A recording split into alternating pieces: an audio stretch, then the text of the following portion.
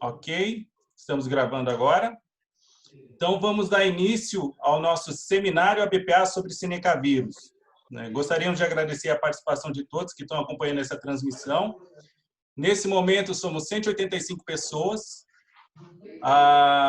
Contaremos aqui, agora durante esse fim de tarde, com aí a palavra do nosso presidente, Francisco Turra, do nosso diretor executivo, Ricardo Santin, da doutora Janice Zanella, a chefe-geral da Embrapa Suínos e Aves, e da Amanda Barros, a nossa gerente técnica da BPA. A gente conta com apoio técnico nesse painel, nesse seminário, das representantes aqui da equipe da BPA, Tabata Lacerda, a Eduarda Xavier e a Gislaine Gomes. Então, sem delongar mais, passo a palavra então para o nosso presidente, Francisco Turra, para dar as boas-vindas aí a todos os participantes.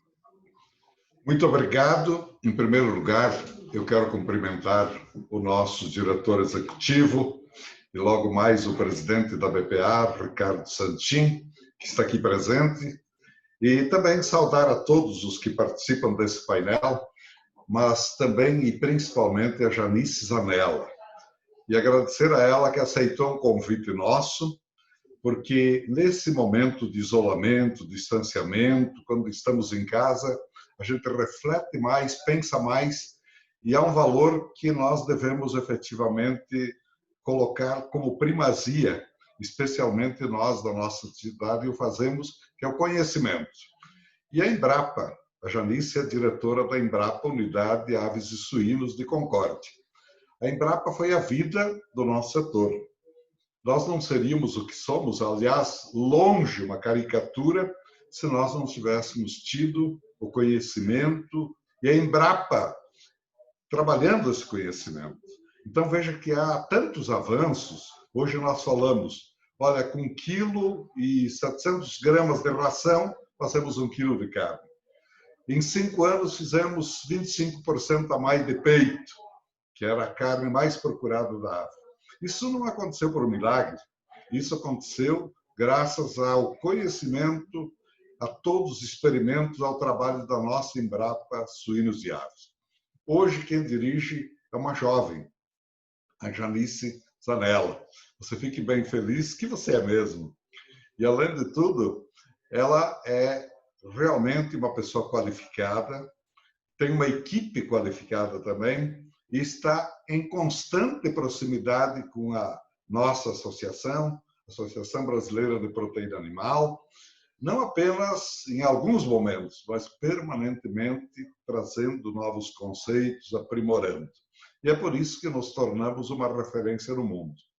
A Embrapa, não apenas disso, mas no agronegócio brasileiro, foi um milagre.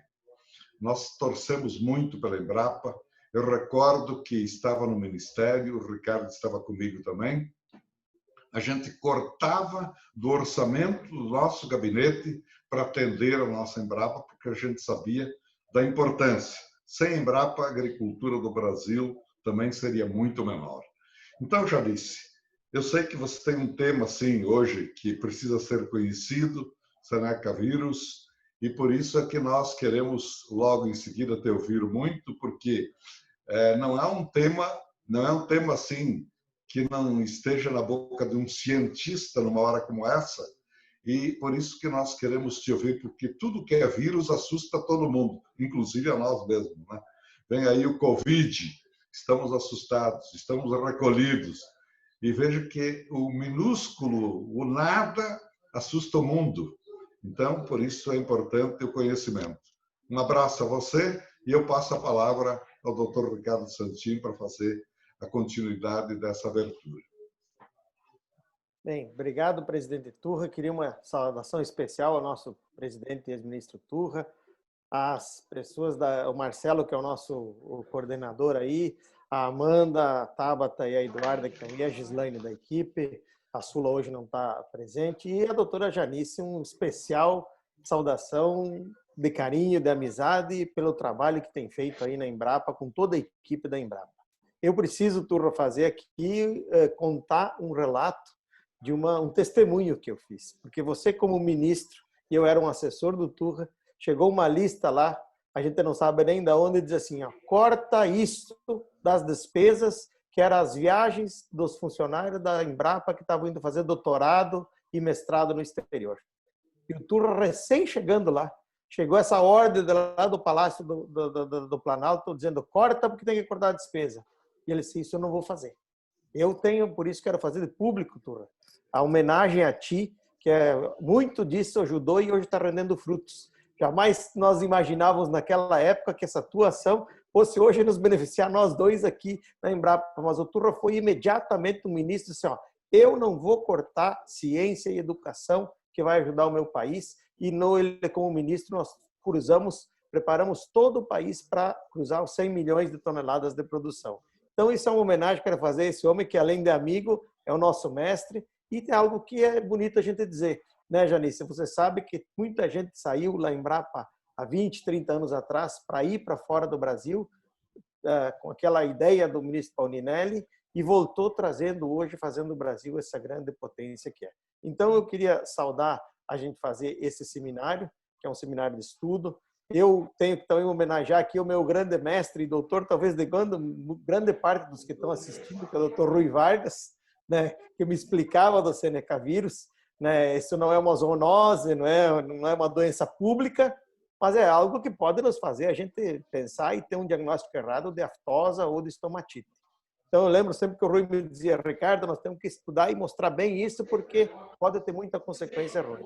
E a Janice é a pessoa que é a grande especialista, que vai iniciar esse número de seminários que nós vamos fazer para a BPA, mostrando que a gente está tentando trabalhar, usar esses tempos de pandemia para poder produzir conhecimento como o Turra fez. Então, Janice, obrigado pela tua disponibilidade de nos auxiliar e nos engrandecer nesse dia de palestra. Eduardo, Amanda, Tabata, Gislaine, por favor, sigam. Acho que a gente vai ter um grande evento, porque estamos com uma pessoa muito qualificada. Um bom trabalho para todos. Marcelo. Ok, Ricardo, obrigado. Eu estava com dificuldade aqui para abrir o meu microfone. Então, sem mais delongas, para já dar início à nossa programação, então passo para a nossa gerente técnica, Amanda Barros, aí, que vai coordenar junto com a doutora Janice o painel agora de fim de tarde. Pessoal, boa tarde. Então, gostaria aí de inicialmente começar agradecendo a presença de todos que estão hoje, representantes do governo que estão conectados com a gente, os técnicos da agroindústria e os especialistas de outras áreas de interesse que estão aí conectados para conhecer, ter mais, absorver conhecimento aí, que é o que importa. Eu queria falar rapidamente sobre o objetivo do nosso seminário hoje, que ele vai falar bem focado com relação ao Seneca vírus e a importância que a gente tem, em como tratar esse tema na intenção de harmonizar o entendimento, É um tema que está presente aí em toda a cadeia, de produtividade da suinocultura, e ele traz impacto em cada etapa dessa cadeia. Então, é importante que a gente lembre que ele é uma doença muito importante no contexto da sanidade suídea. Além de tudo, a gente trata aí, como um diagnóstico diferencial para a febre aftosa, então isso é bastante importante. E principalmente quando a gente chega a ter necessidade de identificar essa afecção lá no frigorífico, que já é no fim lá da etapa de produção. Então, esse seminário aí vai trazer grandes informações aí para cada etapa da cadeia. Hoje a gente trouxe uma especialista aí sobre o tema, que é um expoente do conhecimento com relação a isso, a doutora Janice Zancella. A doutora Janice é médica veterinária, graduada pela FMG. Ela tem PhD em virologia molecular pela Universidade de Nebraska, lá nos Estados Unidos. Ela atua hoje, então, como pesquisadora da Embrapa, como o doutor Turra disse, assumindo aí ela é chefe geral hoje da Embrapa Suínos e Aves. Então, mais graduada impossível. Além disso, ela ainda encontra tempo para participar de três comitês aí junto com a OIE, representando o Brasil. O Comitê de Peste Suína Clássica, de Peste Suína Africana e de Influenza Suína. Ainda ficou um tempo de 2008 a 2010 atuando aí como pesquisadora visitante lá no National Animal Disease, lá nos Estados Unidos. E antes de passar a palavra para a doutora Janice, eu só queria explicar um pouquinho como que vai funcionar o nosso webinário hoje. Então, após a apresentação, a gente vai responder algumas perguntas que vão ser selecionadas no chat. Então, aqui na parte de baixo da tela de vocês tem um balãozinho com o chat, onde vocês podem subir aí as perguntas relacionadas ao tema de hoje, né, que vai ser abordado hoje, onde a gente vai selecionar algumas aí para responder logo depois da apresentação, e no final nós vamos compilar essas perguntas e vamos tentar responder a todo mundo aí em cima do que a gente conseguir. Então, sem mais delongas, doutora Janice, por favor, a palavra é sua. Então tá, boa tarde, ainda é boa tarde, né? Gostaria de saudar o nosso presidente, Francisco Turra, Ricardo Santin, todas as colaboradoras aí, as colegas aí, Amanda, a Eduarda, a Tabata, a Gislaine, o Marcelo e a Sula também, que não está podendo participar, porque eu entendi que ela está com uma situação pessoal, né, que a gente compartilha aí do sentimento, né, da perda de familiares. Mas, para a gente é uma grande alegria, que nem eu falei para o Dr. Turra hoje, a Embrapa é parceiro da PPA, nós temos muitos trabalhos, nós trabalhamos para o mesmo objetivo, né, que é para o engrandecimento dessas duas cadeias tão importantes para o nosso país, em todos os sentidos, né? É uma cadeia de muitos elos e muitas pessoas envolvidas, e a gente vê o que realmente está segurando esse país e vai continuar segurando, é realmente o agro, e a gente vê a importância da avicultura e da suinocultura. Estava lendo um dado do censo da avicultura. Hoje, antigamente, a bovinocultura de leite era a exploração agropecuária mais importante do país. Hoje já é a avicultura, né, que em mais de milhões, 3 milhões de estabelecimentos que são do Brasil, né, tem alguma exploração avícola. Isso é muito importante, né? Então, o tema que eu fico muito feliz de poder participar desse webinário, né? Principalmente porque não vou ser só eu que vou falar, né? Então, tem um time aí de colegas, o Marcelo, o Luizinho, a Ana, o Ricardo Buozzi, a Juliana, o Anselma e a doutora Massaio, né? Para brilhantar e fechar aí esse webinário. Eu parabenizo a BPA pela iniciativa e agradeço pelo convite. Então, eu acredito que eu já posso começar, né, falar um pouco do Seneca vírus e por que esse vírus é importante, por que ele tem nos trazido preocupações e por que nesse ponto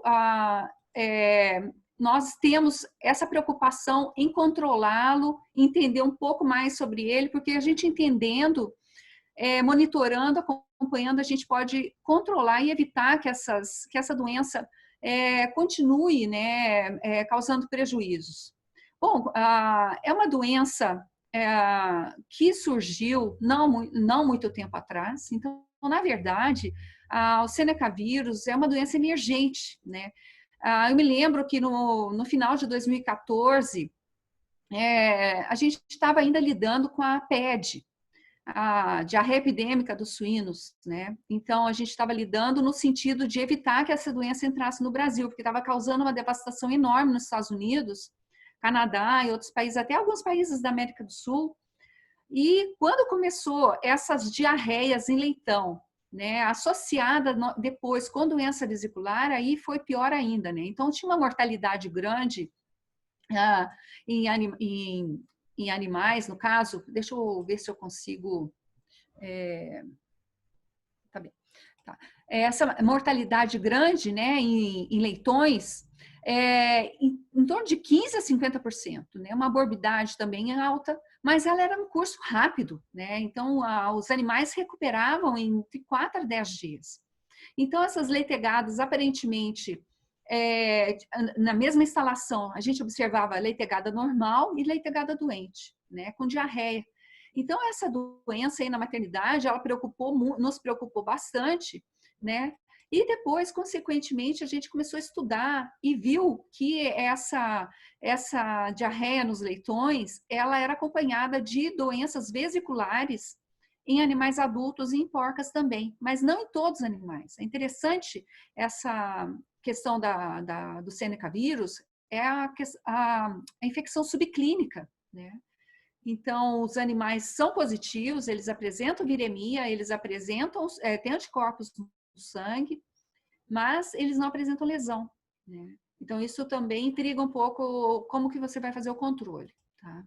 Então, tá aí, né, as principais lesões. Então, a gente tem até essas fotos aqui do meio, que são umas fotos que o Luizinho Caron tirou lá no Animais da Embrapa mesmo. Olha o tamanho dessas vesículas, né, e no focinho da porca, e também ali na pata, né, no casco, logo acima do casco. E imagina a dor que isso deve ser, né? Deve ser uma situação bastante desconfortável para o animal, mas não só isso, né? Por ser uma doença vesicular, aí é o que realmente causa maior preocupação. Por quê? Por causa da aftosa, gente, né? Então, a aftosa é uma doença controlada, é uma doença de controle oficial, né? Os países que são, no caso, os países que têm controle oficial, né? Por exemplo, o estado de Santa Catarina, né? Santa Catarina, zona livre, sem vacinação. O Brasil já obteve o reconhecimento, né? Livre com vacinação. Então, assim, olha o trabalho que foi para nós tornarmos livres e o trabalho que dá para negociações, né? Para a questão de mercados, para a exportação dos nossos produtos agrícolas, né? Então, com isso, logo em seguida, quando se descobriu que era, no começo até a gente não sabia o que era direito, achava que era uma intoxicação, poderia ser outras, clostrídio, vieram várias outras possibilidades que poderiam estar acontecendo com aquela diarreia naqueles leitões. Mas logo saiu alguns pesquisadores, principalmente liderados pela Universidade Estadual de Londrina, lá pelo Dr. Alfieri, que identificaram que era esse Seneca vírus A, né? Então, o Seneca vírus, a gente sabia muito pouco sobre ele, a gente sabia que não existiam muitos relatos no mundo, né? Mas como assim no Brasil começaram a surgir relatos na China, nos Estados Unidos, no Canadá, né? Países também importantes na produção de suínos. Bom, alguns trabalhos saíram ali, olha, todos eles ali, Rapid Communication, né? Porque à medida que ia sendo descoberto, as pesquisas iam sendo feitas, pesquisadores começaram a publicar, muitos brasileiros, né? Os brasileiros realmente eles lideraram a maior parte desses trabalhos aí, ou aqui no Brasil, ou nos Estados Unidos também, né? Tem a equipe lá de Minnesota, liderada pelo Fábio Vanucci, e Iowa, tem o pessoal da Iowa State, né? Até o Marcelo vai apresentar amanhã, tem o pessoal da South Dakota, pelo Diego Dio. Então, tem todas essas equipes aí trabalhando. Então, a gente sabia pouco e logo a gente começou a saber um pouquinho mais, né? Então, o Seneca vírus, antes de 2014, né? Desde 1988, o laboratório lá de Iowa, né, do USDA, já tinha detectado, né, alguns casos esporádicos desde 1988, mas não eram muitos, né, porque era relacionado à doença vesicular idiopática. Era até uns 30, olha só, nesses estados aí nos Estados Unidos, né. Mas, depois de 2012 a 2015, onde tem a estrelinha vermelha, é onde tinha doença associada com o Seneca vírus. E essa faixa, e no Brasil, olha ali o mapinha, né, onde está em verde, é onde aconteceu entre 2014 e 2015, começaram a surgir os primeiros surtos de Seneca vírus. E depois, desde 2014, então, como eu falei, né, Canadá, Estados Unidos, Brasil, Colômbia, China, Tailândia, Vietnã, né, divulgaram, né, apresentaram problemas com a Seneca vírus em suínos. E tem alguns relatos de laboratórios de diagnóstico lá nos Estados Unidos, esse é um slide do Diego, uma apresentação dele, que fala isso aí mesmo, de 2015 a 2016, muitos casos diagnosticados, tem uns picos ali, setembro, 2016 e tal. Nessa época aí, então, bastante material enviado para o laboratório, né, para poder entender realmente. Mas os Estados Unidos tem uma diferença, né, Por que para os Estados Unidos, na verdade, não é tanto problema, para nós é um problema? Né? Os Estados Unidos já está livre de aftosa há muitos anos, né? No Brasil ainda nós vacinamos para aftosa. E a vacina da aftosa, a gente sabe que tem que ser vacinado todo ano, né? É uma vacina inativada. Então, realmente, a gente tem que... para nós, realmente, é um problema o Seneca vírus. Então, o que a gente sabia desse vírus aí, né? A gente sabia que era um vírus da família Picorna, né? Pode ser disseminado pelo ar, então lembra os outros vírus, a polio, a fitose, né? Então pode ser disseminado pelo ar, ele é um vírus resistente, né? Ele é associado a surtos esporádicos da doença. Então, ele foi isolado lá de contaminantes, células de cultivo, de retina, inclusive, tá? Desde 2002. Naqueles isolados antigos, lá, as inoculações experimentais, elas não produziam a doença, o que dificultava muito o entendimento mesmo da patogenia dessa doença. E outra coisa, eles descobriram que para Seneca vírus, tinha anticorpos em suínos, em bovinos e também em camundongos, né? E, como a gente estava falando anteriormente, não é uma zoonose, né? Então não é um problema de segurança de alimentos, não é uma doença transmitida por alimentos. Os humanos, então, eles não se infectam com esse vírus. Tá? Então, no Brasil, então, antes de 2014, nunca tinha sido detectado. Tá? Então, essa doença, ela entrou aí, de uma certa forma, a gente não sabe como. É uma doença, então, que a gente considera uma doença emergente, que hoje se tornou uma doença endêmica, tá? Muito rapidamente. Como o circovírus também era uma doença emergente que se tornou endêmica. Tá? E aqui na família lá dos Picorna, né? Então, a gente vê ali, o Seneca é o único membro desse gênero, né? Seneca vírus é o único, né? O Seneca vale é o Seneca A, tá? Então tá aí a fitose, né? A fitose eu baixei essas imagens aí para a gente comparar, né? Claro que é uma doença que infecta muitos animais, né? E biungulados, é uma doença que infecta animais silvestres também, é uma doença que causa muito prejuízo econômico, né?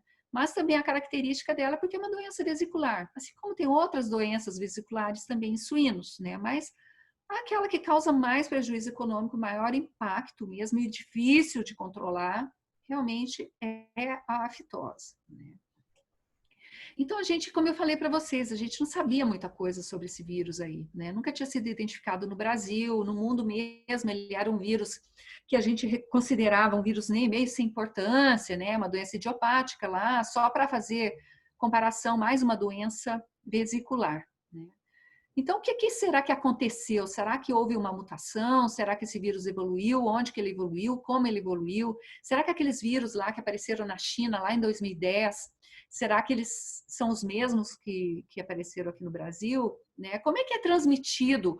É transmitido de suíno para suíno? É transplacentário? Como que carreia isso? Como é que entrou no Brasil? Como é que entrou nos outros países? Será que é através de insumos? De alimentos?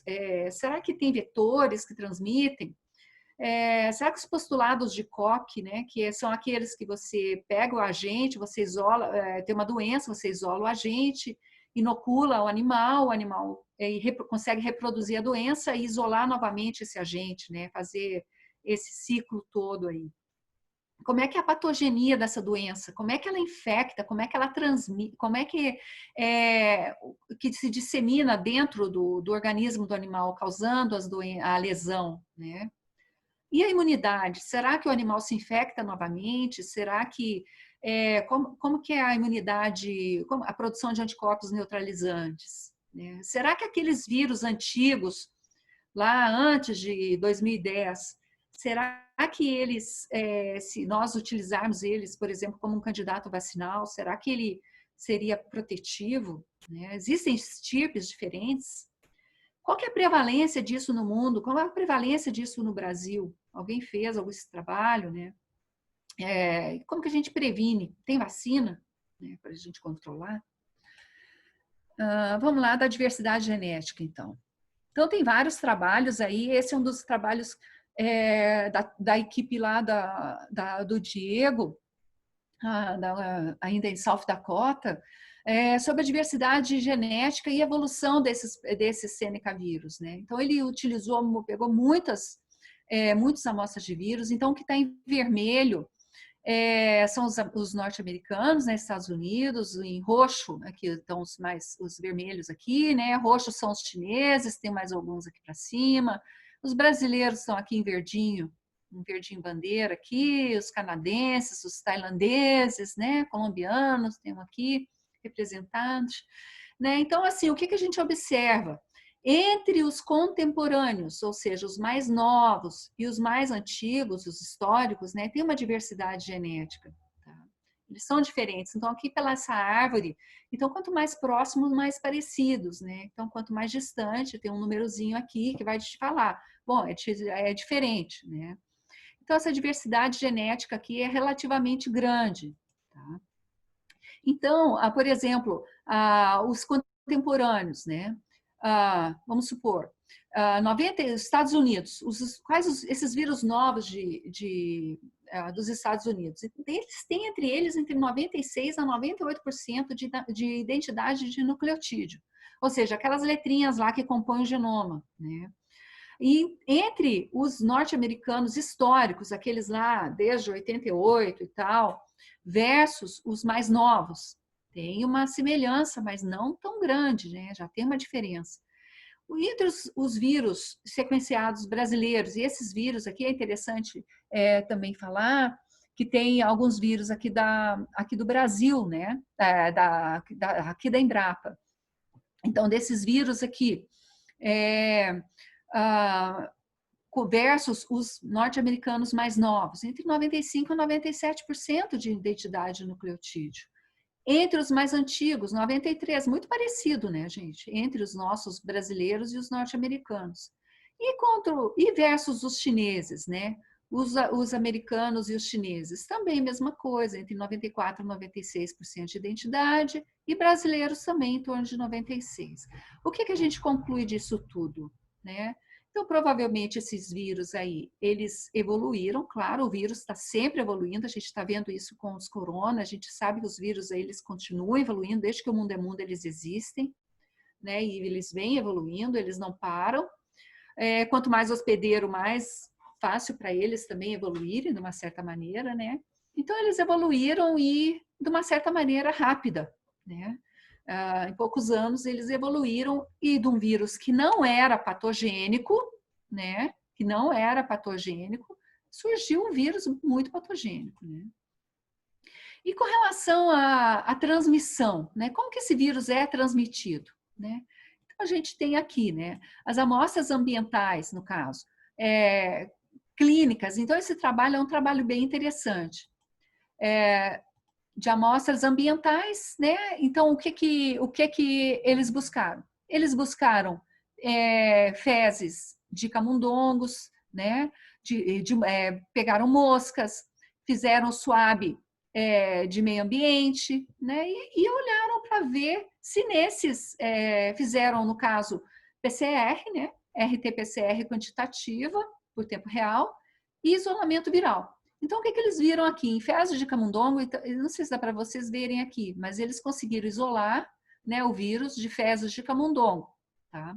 E isso aqui é uma imunofluorescência, aqui do lado, com anticorpo monoclonal, bem mais aqui para o lado esquerdo, e para o lado direito é soro de suíno, soro policlonal de suíno em convalescência.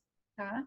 Então, onde tem o verdinho é porque é positivo. Aqui é uma amostra, um negativo, tá? A célula não infectada.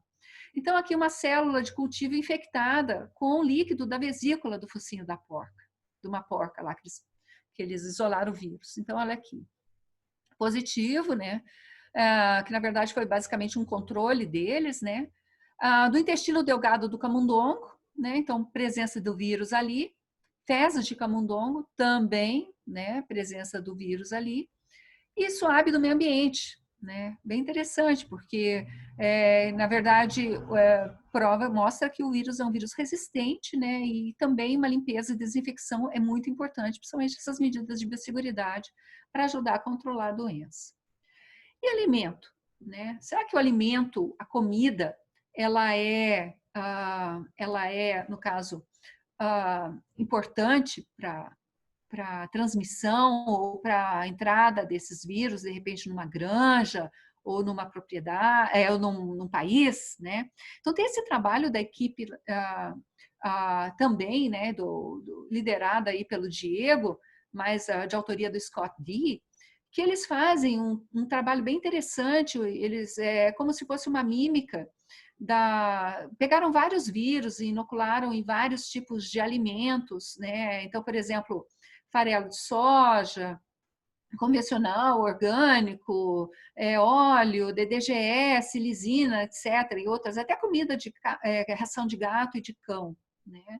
Então, eles fizeram isso para, na verdade, para mimetizar o transporte, no caso, se viessem insumos da China para os Estados Unidos, ou pela rota transpacífica ou pela rota transatlântica. Então, tem toda uma simulação de temperatura, umidade, etc. Mas o que eu quero dizer com tudo isso? Isso é um trabalho bem interessante, tá? E virou até um trabalho clássico. Então, eles usam vários agentes aí, inclusive peste suína africana. Eu cortei essa tabela para mostrar isso aqui. O que eles quiseram mostrar, na verdade, o interesse deles era a fitosa, né? Mas eles usaram o Sêneca como modelo, né? E é interessante, porque olha só, onde está em vermelho é que o vírus ele sobreviveu, né, todo esse tratamento por todo esse tempo, 37, 30 dias, etc., temperatura diferente, né? E depois eles conseguiram fazer isolamento viral, PCR deu positivo, né? Ou bioensaio, que é inoculação intraperitoneal em leitões. Olha só, né? Desses todos aí, faltou só o farelo de soja orgânico para dar positivo.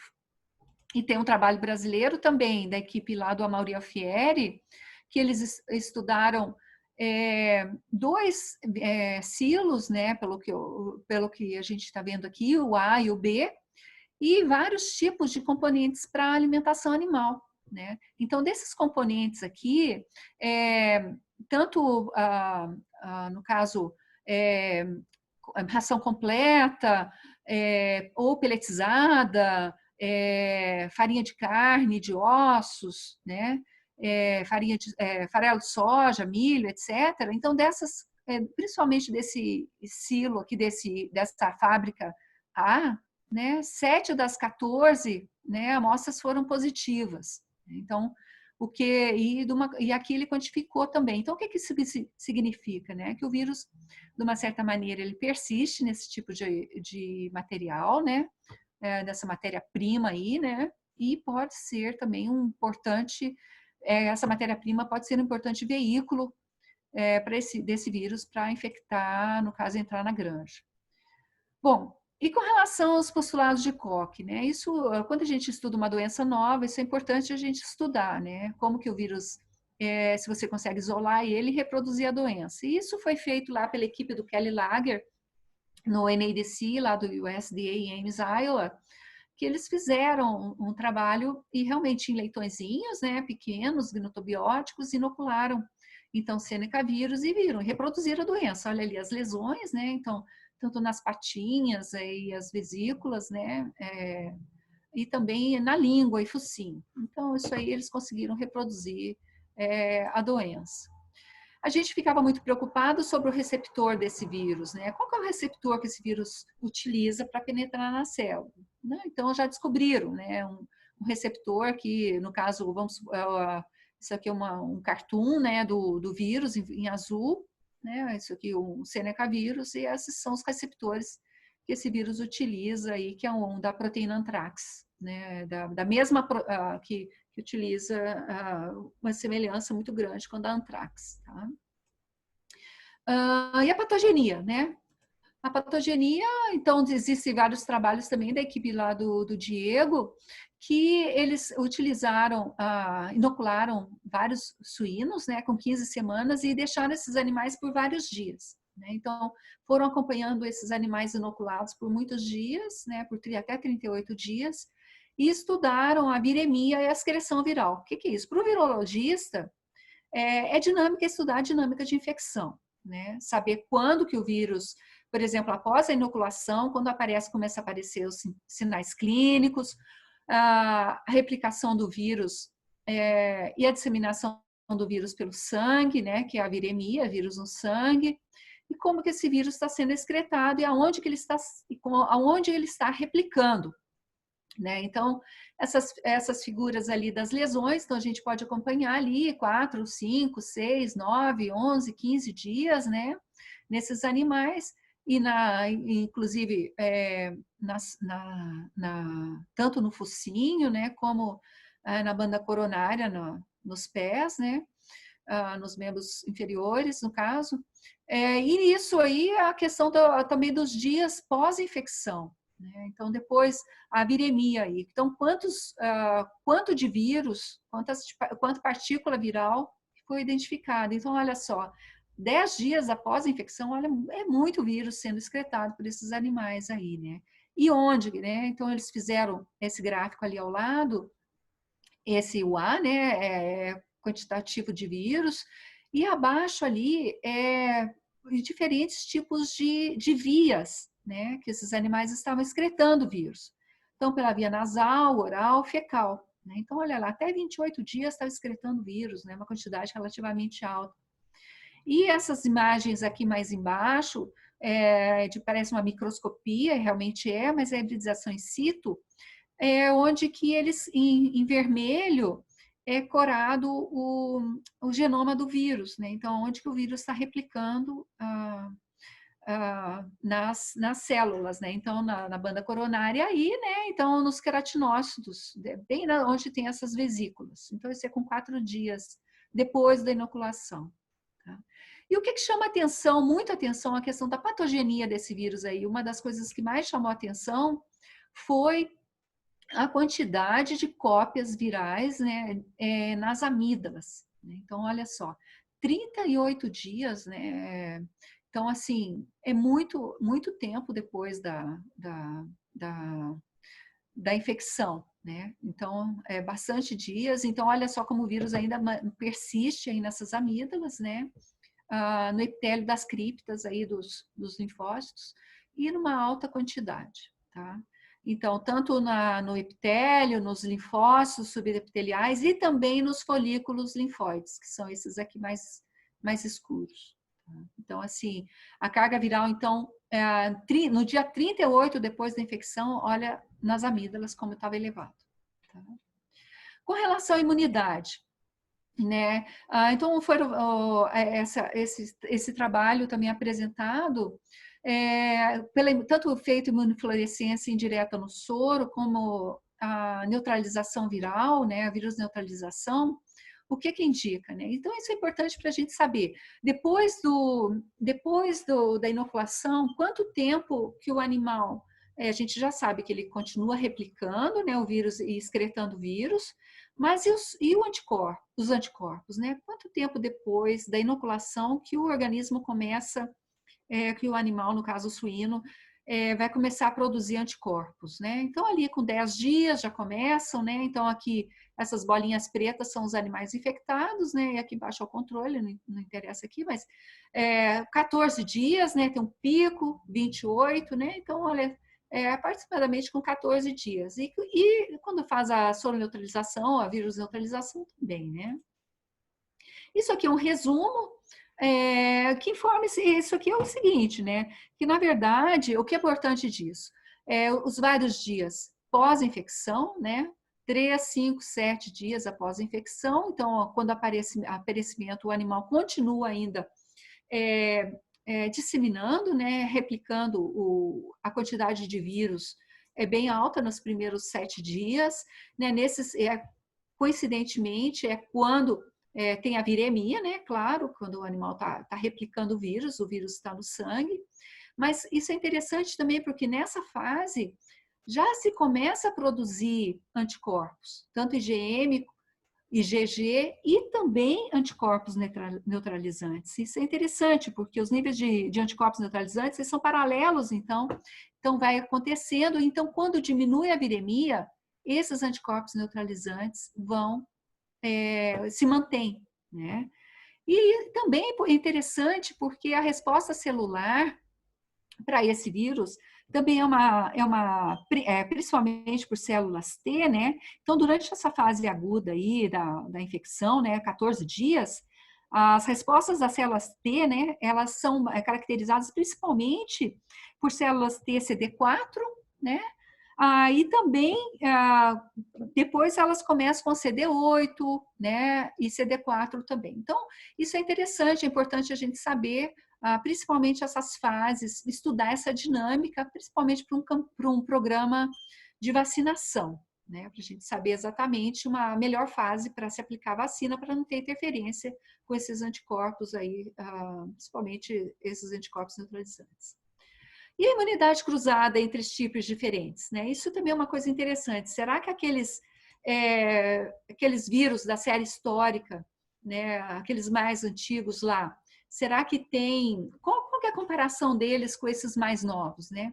Bom, ambos infectam suínos, né? Ambos causam viremia, né?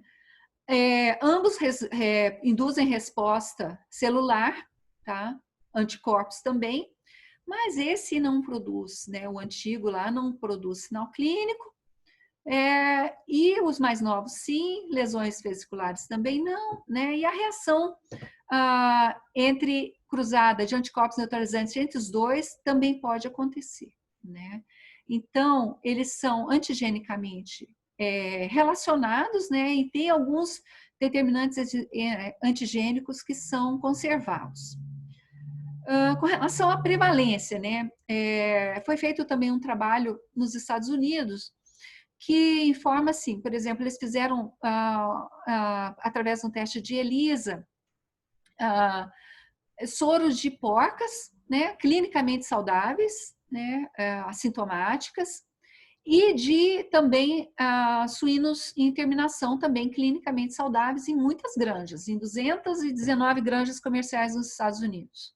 Então, eles fizeram ELISA para uma proteína aqui do vírus, né, a proteína VP1, tá? Um ELISA que foi desenvolvido. Na verdade, existem vários ELISAs já sendo produzidos, né, para o Seneca vírus e imunofluorescência. Então, o que eles encontraram, né? 12% dos suínos eram positivos, 34% das porcas, 42% das granjas de terminação que eles avaliaram eram positivas. E dessas granjas de porcos, que eles chamam de granjas de porcas, né, mas na verdade produtoras de leitão, 75,8%, ou seja, são positivas, né? As granjas são positivas. Então, isso indica um nível muito alto de infecção subclínica, né? Então, essa é uma questão, é importante porque por que essa infecção subclínica ela é importante? Porque ela pode indicar uma persistência do vírus. O animal está produzindo anticorpos, ele estava a um certo ponto virêmico, não apresentou sintoma, tá? Não apresentou sinal clínico. E com relação à carne, né? Também eu achei interessante colocar isso aqui, porque das amostras, eles coletaram de vários abatedouros, né, nos Estados Unidos, 25 abatedouros em 3 estados, né? Só um número bem baixinho da carne era positiva, né? Para PCR, mas o isolamento viral deu negativo. Então, pode ser até um resquício, uma contaminação, não uma infecção, né? Mas isso ainda é mais um número bem baixo. Com relação à prevenção e controle, que todo mundo quer saber, todo mundo está curioso, é para saber se tem vacina ou não, né? Como que a gente faz o controle? Então, mais esse trabalho aí da equipe do Alfieri, que diz que o controle da doença, então, é baseado em medidas de limpeza, desinfecção, vazio, né, biosseguridade. Então, a gente viu aí a questão da... Por que é isso? Porque a gente viu que o vírus é resistente, que ele pode estar em mosca, ele pode estar em camundongos, né, em alguma coisa de alimentos, né, então essa questão da entrada de animais, entrada de veículos, né, visitantes. Desinfetantes, tem desinfetantes efetivos, né? Tem os desinfetantes, principalmente aqueles desinfetantes que são efetivos para vírus, né? Para superfícies. As vacinas comerciais provavelmente vão sair no futuro próximo, tem vários trabalhos sendo realizados aí com candidatos vacinais. E essas vacinas, aqui no Brasil a gente ainda não tem vacina, tá? Então, tem esse trabalho também da equipe lá do Diego, que eles produziram um Seneca vírus recombinante, né? Utilizando uma metodologia de genética reversa. Então, eles produziram então, um vírus atenuado, que é um vírus interessante, que é um vírus bem imunogênico, né? Que ele não causa lesão. Então, olha aqui, nessa figura aqui de cima, essas duas fotos de cima aí são com o que a gente chama de wild type, né? Com o vírus de campo. E embaixo com esse vírus é candidato vacinal, né? Então ele não causa lesão em animais, né? Então aqui do lado o score clínico, em laranja aí do vírus de campo, em azul o vírus da vacina. Então isso aí eles mediram, eles contaram a quantidade de vesículas nos animais, né? Tanto nos controles como naqueles vacinados, né? Então os controles tinham vesícula, então reproduziram a doença lá. E com relação a anticorpos no soro, conseguiu um nível adequado, né? Então eles e se mantém por um tempo, principalmente os anticorpos neutralizantes, eles se mantêm elevados por um tempo relativamente seguro, né? Eles fizeram várias tentativas de tanto intramuscular quanto intranasal, uma dose. Então, se não me engano, intranasal parece que tiveram de repetir mais uma dose, se não me engano. Mas, assim, é um candidato vacinal bastante promissor, né?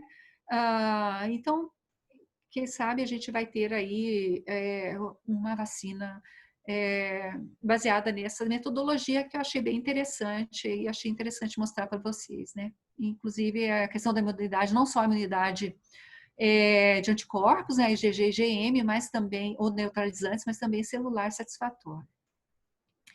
A gente tem alguns desafios, né? A gente tem principalmente a questão da prevalência aí no Brasil. A gente não sabe qual que é a prevalência.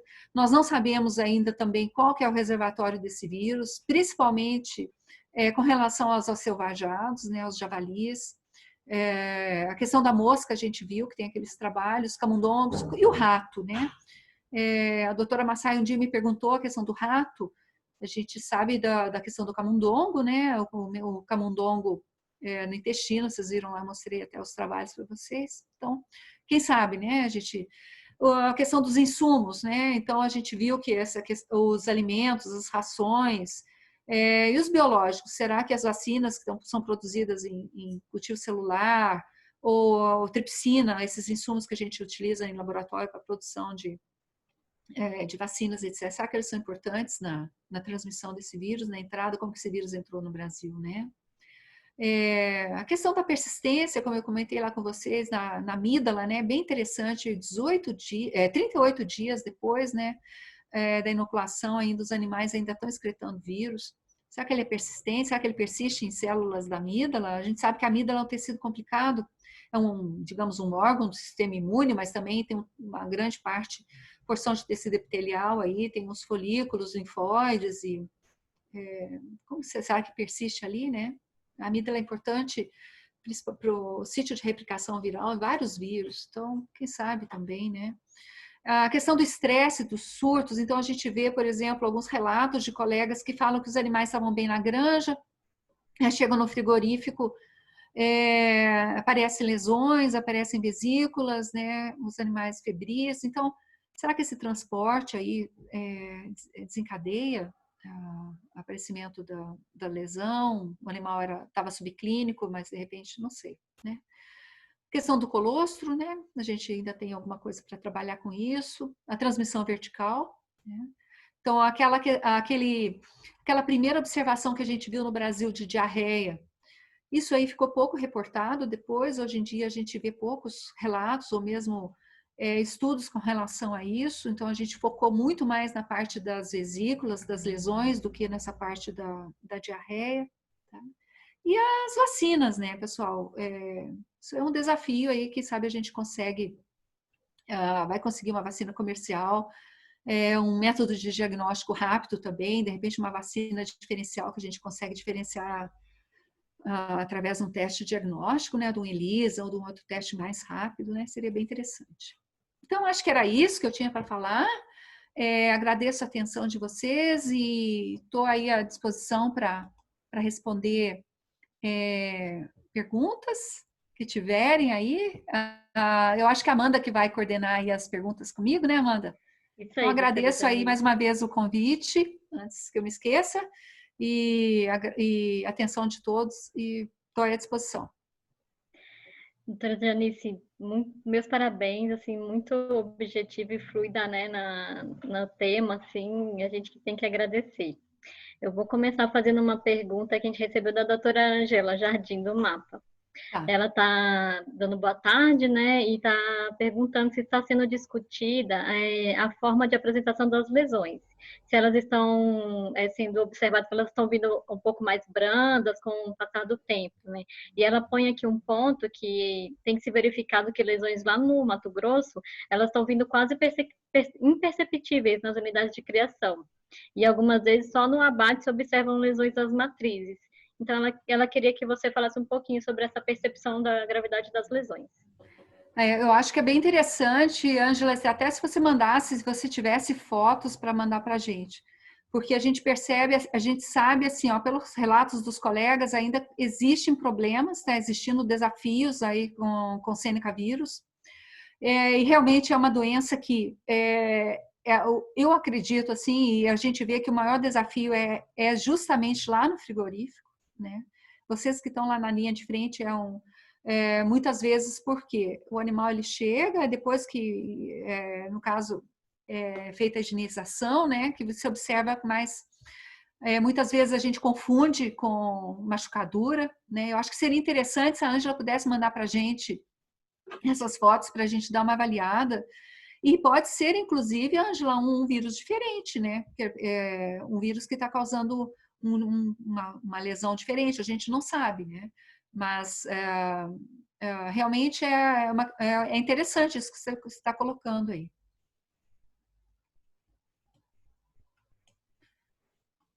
Ângela, se quiser mandar a foto para a gente ou direto para a doutora Janice, fica à vontade, tá? A gente pode fazer essa interlocução. Para a gente dar uma acompanhada, Ângela, eu acho que seria bem interessante a gente dar uma acompanhada nesse teu relato aí. Doutora Janice, a gente tem mais perguntas aqui. Vamos lá. Tá, pode falar. O pessoal está perguntando se animais que já foram infectados ficam imunes após o período de infecção ou podem se reinfectar e apresentar os sinais clínicos novamente. Então, eu não vi nenhum trabalho com relação a isso, mas o que eu estava dizendo, que o que é possível, havia uma persistência, né? Então, muitas vezes, o que acontece, o animal, ele está subclínico, né? Está com a infecção subclínica. Vamos ver se eu entendi a pergunta. Ele está com a infecção subclínica, né? Então, ele não apresenta ou apresenta poucas lesões. Então, ele persiste, a infecção persiste, então, aparentemente, ele pegou de novo, né? Mas, na verdade, ele mantém a infecção, tá? Então, isso é diferente. Os vírus, eles causam vários tipos de infecção, né? Por exemplo, tem a infecção lítica, tem a infecção persistente, tem a infecção latente, né?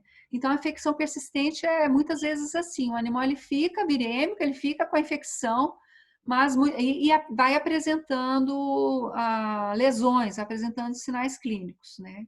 A infecção latente, por exemplo, como os vírus herpes, né? Ele fica, daí não tá havendo replicação viral, né? Mas o animal é positivo porque o vírus está latente, ou num neurônio, ou num linfócito, dependendo do tipo de herpes vírus, no caso.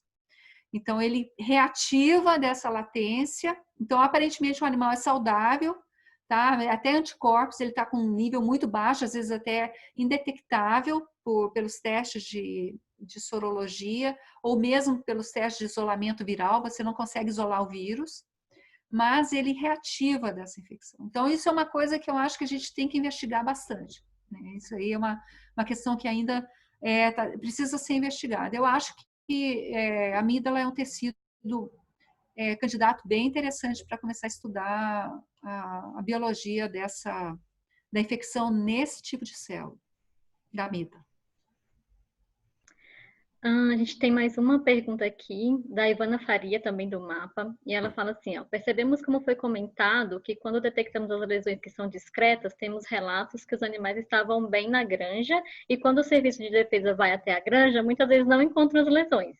Está sendo feito algum trabalho para avaliar se o efeito do estresse no transporte, né, traz aí o aparecimento de lesões? Isso é um desafio que até eu coloquei ali, que eu acho que é um ponto interessante para ser estudado, né? Eu não tenho conhecimento, vamos ver se a doutora Massaio, ela ir mais para frente, nos outros dias, ela tem conhecimento, teve acesso a os outros colegas também, né? Tem o Marcelo lá dos Estados Unidos, pode ser que eles tenham alguma coisa nisso.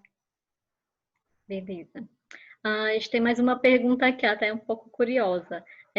Se você tem algum conhecimento, se tem algum estudo sobre a ocorrência ou manifestação do Sêneca em javalis?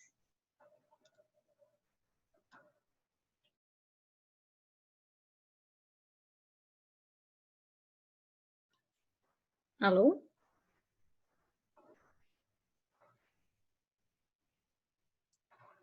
Doutora Janice, acha que deu uma instabilidade na sua conexão?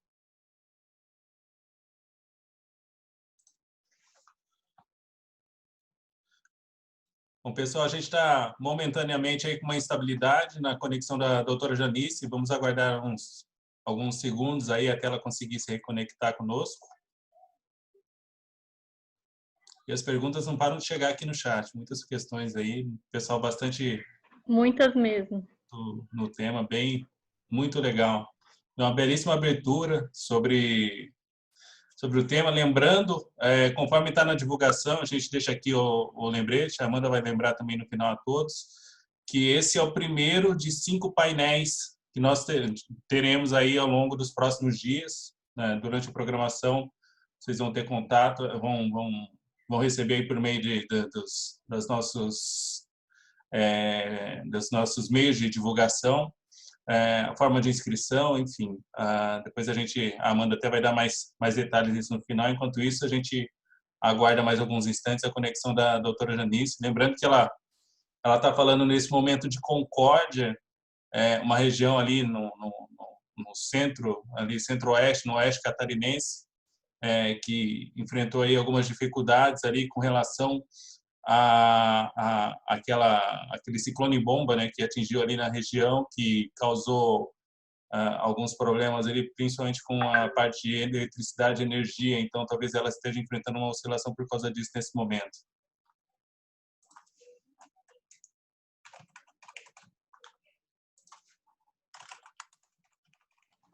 Pessoal, só reforçando aí o Marcelo, né? Toda a programação do seminário está lá no LinkedIn da BPA. Então, é só ir lá, ver direitinho as descrições, né? De estar bem descrito todos os temas das palestras que a gente vai abordar aí nos próximos dias. Então, para vocês anotarem na agenda aí, então, hoje foi o primeiro dia, amanhã é o segundo dia, a gente vai falar quem vão ser os palestrantes e os temas.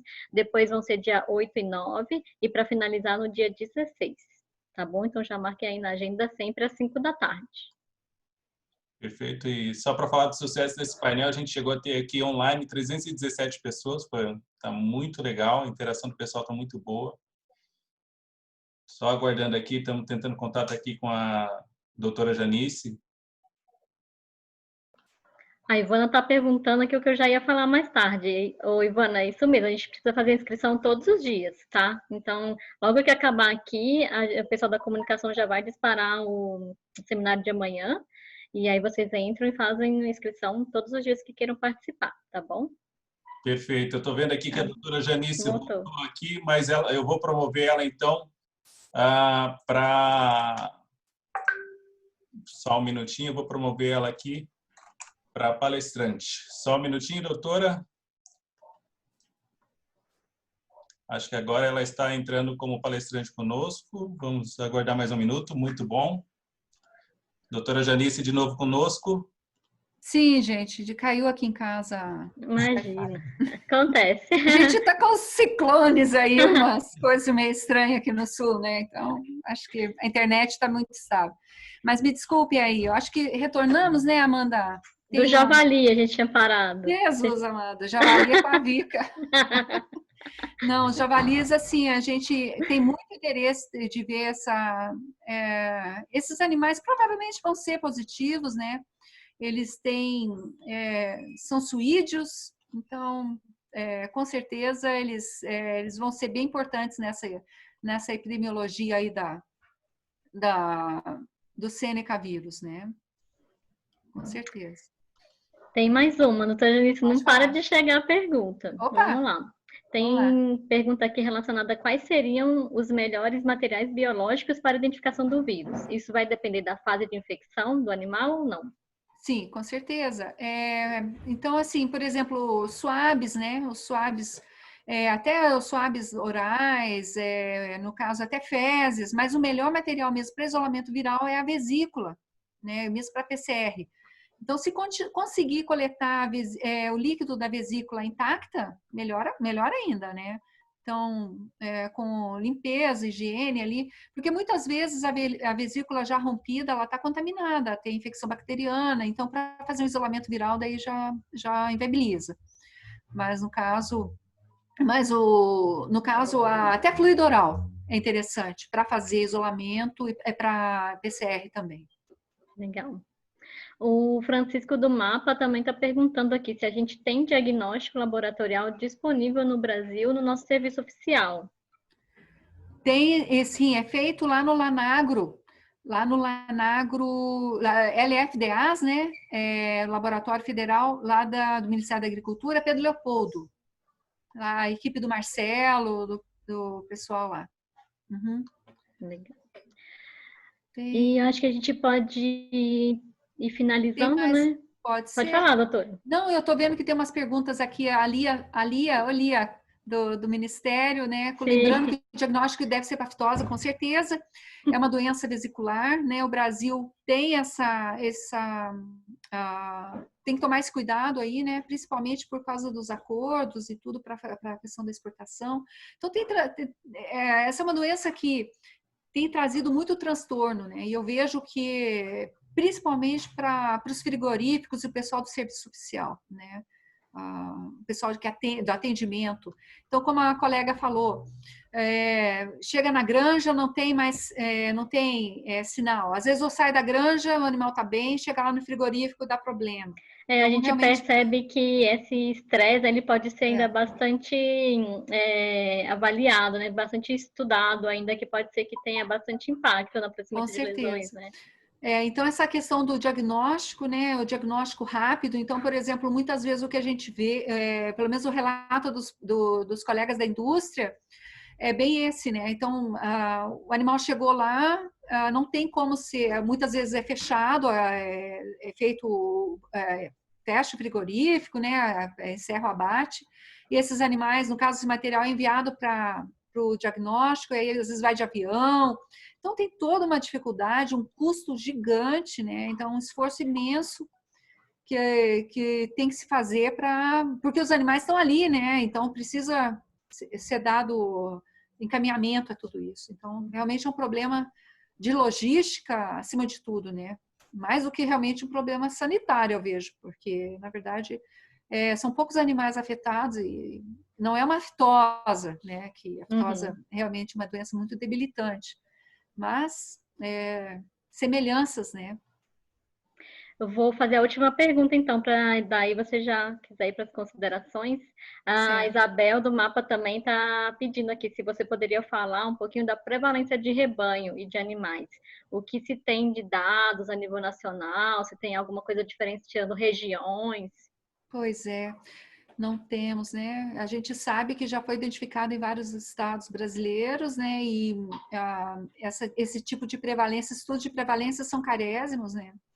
Então, assim, não existe um teste, um ELISA, pelo menos a nosso conhecimento, talvez o pessoal do Ministério saiba se tem algum kit registrado comercial, porque é muito trabalhoso de fazer, caro, né?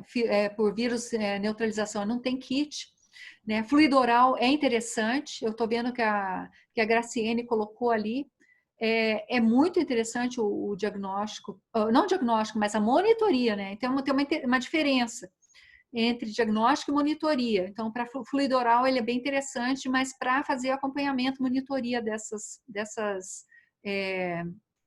dessas granjas, no caso, que já tiveram problema, né? Então, realmente, tem mais ali. Não sei se teria mais alguma pergunta. Tem bastante pergunta. O pessoal está bem interessado aqui, ó. Aí tem uma falando sobre uma vacina autógena. No mercado, validado com eficácia. Olha só, não sabia. Uhum. É legal que o pessoal também traz informação, né? Sim, bem interessante. A gente vai pegar as perguntas aqui, as considerações, tá, doutora Janice? Vai passar para você, que a gente conseguir, tá? A gente também tentar retornar em todo mundo na medida do possível. Queria, então, que você pudesse fazer as considerações, doutora Janice. Fica à vontade aí para concluir o tema. Não, no mais, eu acho que a gente vai acompanhar, eu vou acompanhar essas outras palestras ao longo da semana, né? Então, temos mais os outros colegas que vão falar e a gente vai trazer vão trazer mais informações. Então, a ideia principal era dar essa introdução, falar um pouquinho de cada aspecto, né? E eu acho que no mais é isso, agradecer a participação de todos aí, convidar todos para continuar participando, né, ao longo das outras edições. Parabenizar aí a BPA pela iniciativa e estamos sempre à disposição, né, se tiver outros assuntos que a gente possa ajudar, estamos aí à disposição. Com certeza, vocês podem ajudar a gente em muitos assuntos, doutora Janice. Na verdade, obrigada. A gente queria agradecer também a sua disponibilidade, a palestra, né, muito boa, como sempre. Além de tudo, né, a gente queria encerrar o primeiro dia, então, hoje do nosso seminário, e lembrar, né, que então a nossa programação vai continuar, então, com mais uma palestra amanhã do Dr. Marcelo Almeida, lá da Iowa State University, lá nos Estados Unidos.